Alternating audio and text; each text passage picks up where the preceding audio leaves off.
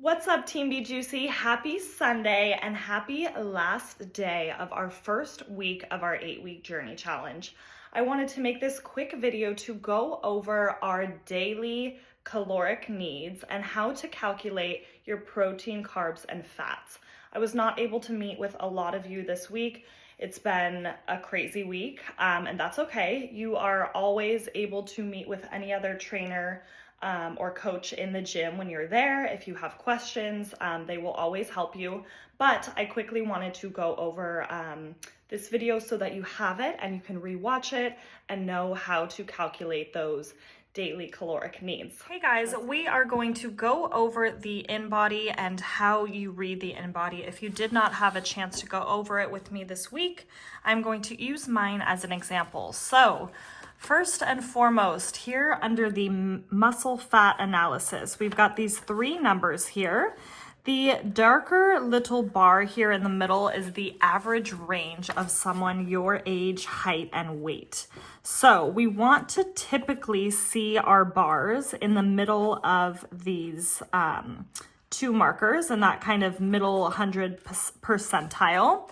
So if you can see on mine, my numbers are creating somewhat of a D curve. A D curve is where we see athleticism. So a lot of you might see that your numbers go here and then your muscle mass is a little bit lower and then your body fat is a little bit higher. So our goal there would be we want to bring up that muscle mass. So the more muscle mass we have in our body, it's easier to burn more calories at rest.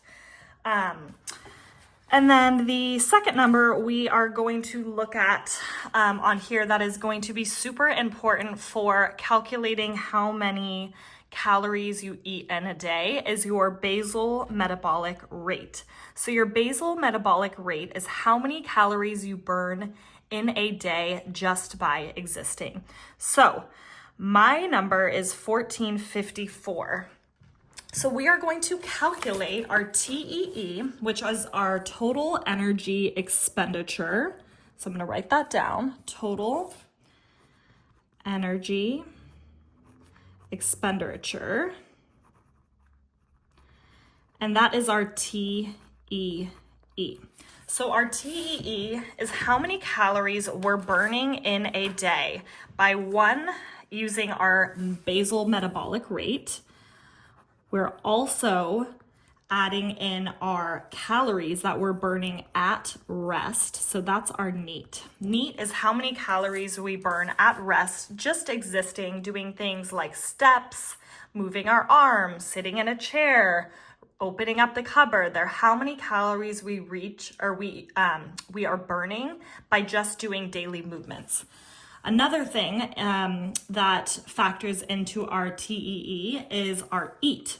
So our EAT is going to be our exercise calories. So how many calories you're burning from working out. That's going to be your Bunda workouts.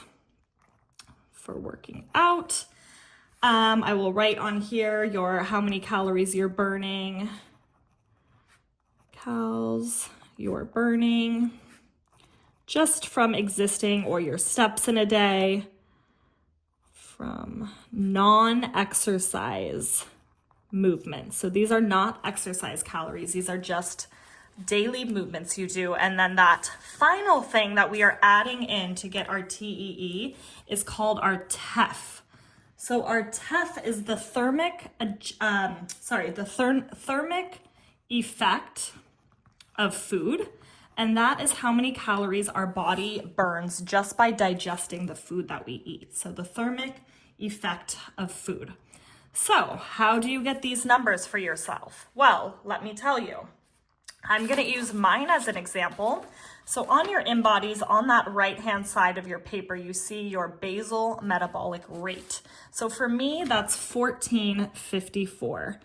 The more muscle you have in your body, the higher your basal metabolic rate will be, because the higher muscle mass we are, the more calories our body is burning at rest. For that second number, my NEAT, So these are all plus, plus, plus with each other. My second number, my NEAT, how many calories am I burning from non-exercise activity? So if you are someone who is pretty sedentary throughout the day, you work a desk job, you're not getting 10,000 steps daily, I would say you can add about 200 calories to that. If you're someone who is pretty active, you're getting about 10,000 steps a day, maybe doing, but maybe not always reaching those 10,000 steps a day, you're kind of moderately active, I would say give yourself 300 calories. And then if you're someone who is very, very, very active 7 days a week, you're constantly getting those 10,000 steps, I would give you 400 calories. So I'm just going to use 300 for mine. Again, it doesn't have to be perfect. These are all just estimates. And then I'm going to add in my EAT. So how many calories am I burning from working out? Well, at Boonda, we say that every Boonda workout is approximately 400 calories per workout. So say that I am just doing Boonda 4 days a week. So if that's 400 calories times 4, and then I'm going to divide it by 7, just so I can see, because this is a daily average. So 400 times 4, hold on, I'm pulling up my calculator, guys, times 7, or sorry, divided by 7.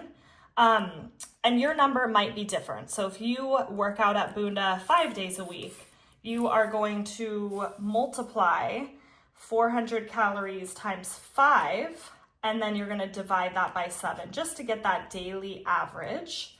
So pulling up my calculator, I work out 4 days a week at Boonda. I am burning 400 calories every time throughout those 4 days, so 1,600 calories. I'm just going to divide it by 7 to get that daily average. That would be 228. I'm just going to put that number there, 228. And then finally, your TEF, your thermic effect of food. So how much calories you burn while your food is digesting. I say around 125. Usually it ranges anywhere from 100 to 200. I'm going to put 100 in here just to be safe. And then these 4 numbers are going to give you your TEE. So I'm going to add them up off screen here. I would add up my numbers, 1454, my BMR. Then I'm going to add in my NEAT, that's 300. I'm going to add in my EAT, which is my calories from working out. And then I'm going to add in my TEF, giving me 2,082 calories. So if I wanted to maintain my body, I would just stick with this amount of calories in a day. If I wanted to lose a pound a week, we know that 1 pound equals 3,500 calories. So if I wanted to burn 1 pound a week, I would have to subtract 500 calories a day from my diet, because in order to lose weight, you must be eating less than you are burning. That gives me, let's see, 1,582. So that's my number that I'd want to shoot for if I'm in that deficit. And then when it comes to breaking down this number into carbs, protein, and fat, I want to teach you the 4-4-9 method. So protein has 4 calories per gram. Carbs also have 4 calories per gram, and fat has 9 calories per gram. So that's why if you hear avocados or peanut butter or olive oil, those are going to be higher in calories because they are fats. And so if you eat big amounts of those, you're going to really be packing on the calories very fast. As far as breaking down through how many calories and percentage of how much of this calories you want to eat in a day, protein, we want to think about, just for this challenge, 30% of your diet should come from protein. 40% of your diet will come from carbs and another 30% from your fats. So if I am taking 30% of my 1582, so your number that your total energy expenditure, that's 1582, 30% of my diet, that's 474, but we want to divide that by 4 because protein has 4 calories per gram. So I'm going to divide that by 4 to get my 118 grams a day of protein. I'm going to do the same thing for carbs. So 40% of 1582 is, let's see, 632. I'm again going to divide it by 4 because we've got 4 calories per gram for carbs.